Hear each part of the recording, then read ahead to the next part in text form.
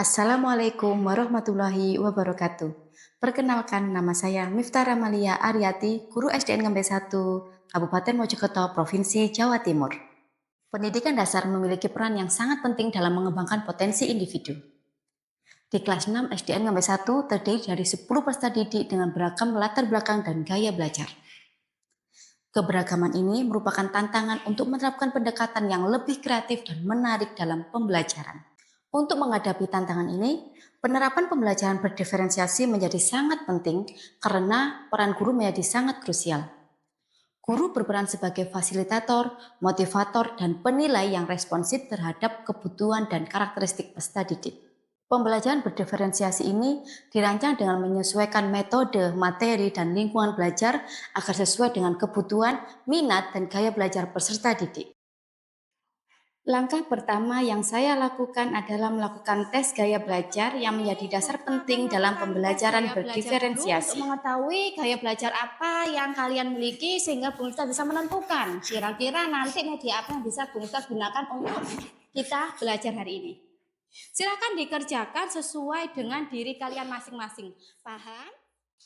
Tes ini membantu guru menyesuaikan strategi pengajaran dan penilaian sesuai dengan kebutuhan peserta didik, serta membantu peserta didik memahami gaya belajar mereka sendiri untuk meningkatkan efektivitas dalam belajar. Langkah kedua yakni identifikasi hasil belajar. 5 peserta didik dengan gaya belajar visual dan 5 lainnya auditori.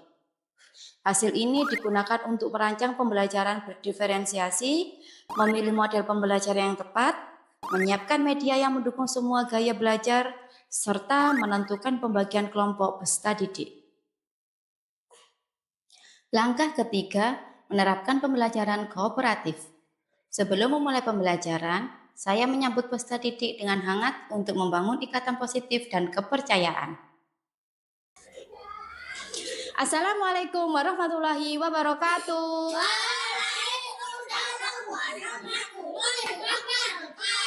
Pada model pembelajaran kooperatif, sintaks pertama yakni menyampaikan tujuan dan memotivasi peserta didik. Selamat pagi, silakan duduk, pimpin doa. Kegiatan ini diawali dengan mengucapkan salam,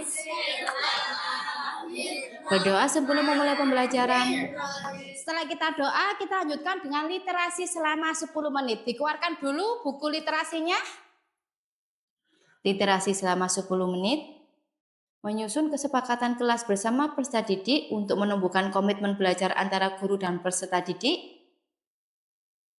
Baik, masih dan menyampaikan tujuan kita pembelajaran. Tentang apa?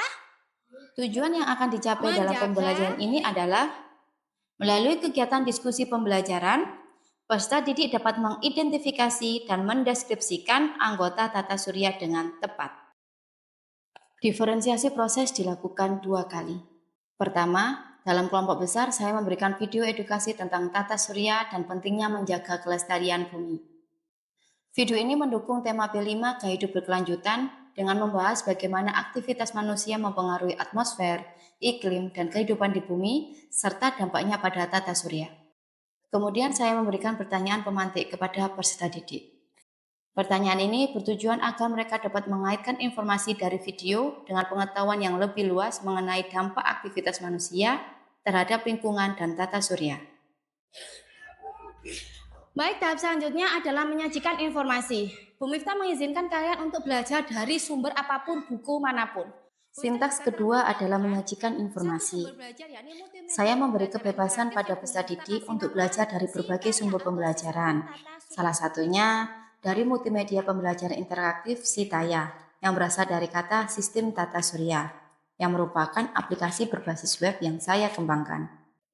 Sitaya berisi beberapa menu, diantaranya pendahuluan, tujuan pembelajaran, materi pembelajaran, video pembelajaran, dan evaluasi yang terintegrasi dengan aplikasi Quizzes. Sintaks ketiga adalah mengorganisasikan peserta didik ke dalam kelompok belajar.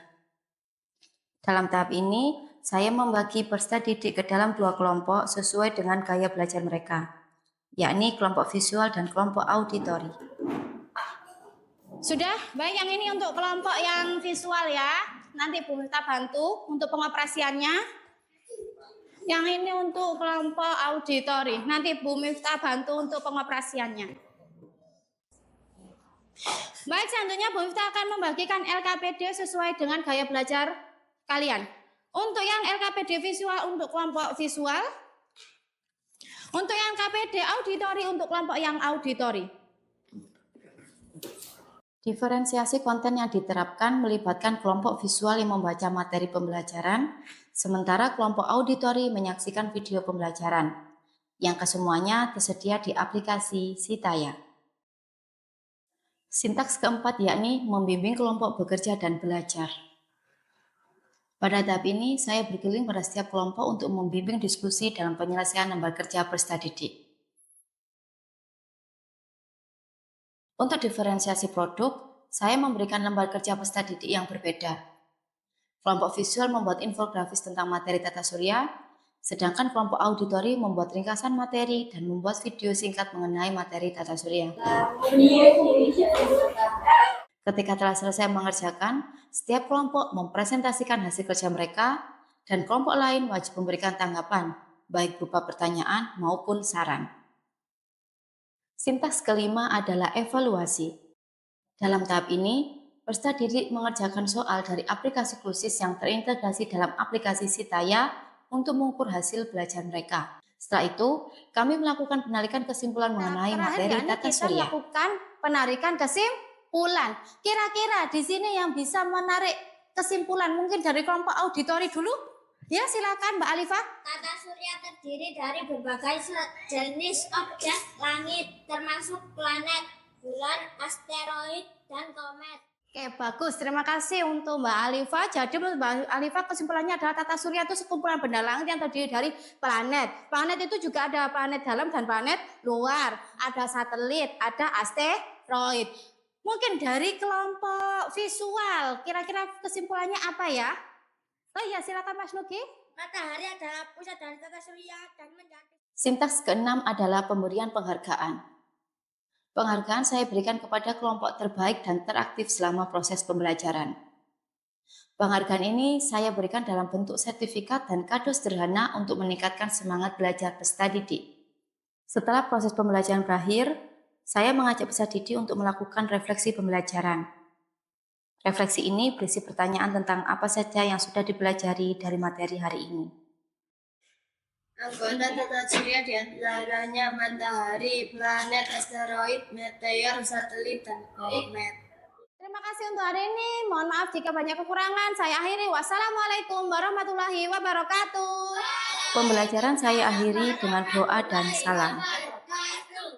Saya juga melakukan praktik baik dengan rekan sejawat melalui presentasi tentang pembelajaran berdiferensiasi menggunakan aplikasi berbasis web yang saya kembangkan bernama Sitaya.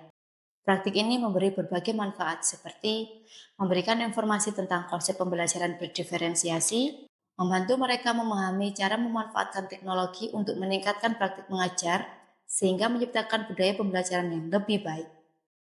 Dalam kegiatan ini, saya sangat mengapresiasi inovasi yang dilakukan oleh Bu Miftah dalam menerapkan pembelajaran diferensiasi di kelas. Dengan pendekatan ini, siswa dapat belajar sesuai dengan kemampuan dan gaya belajar mereka masing-masing. Saya merasa lebih paham materi karena bisa belajar sesuai dengan kecepatan saya sendiri. Pembelajaran jadi lebih seru dan tidak membosankan. Implementasi pembelajaran berdiferensiasi yang Bu Miftah lakukan sangat berdampak positif. Saya melihat siswa lebih tertarik dan mampu berkolaborasi dengan baik menggunakan aplikasi web browser Sitaya tersebut. Terima kasih atas praktik baik yang sangat bermanfaat ini. Saya merasa lebih siap untuk menerapkan pendekatan ini di kelas saya. Implementasi pembelajaran berdiferensiasi menggunakan multimedia pembelajaran interaktif Sitaya dalam model kooperatif STAT menghasilkan dampak yang sangat positif.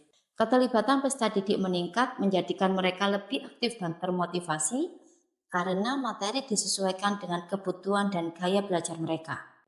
Peningkatan keterlibatan ini berujung pada hasil belajar yang lebih baik. Selain itu, hubungan antara guru dan peserta didik juga menjadi lebih positif. Demikian video praktik baik dari saya. Terima kasih sudah menyaksikan. Wassalamualaikum warahmatullahi wabarakatuh.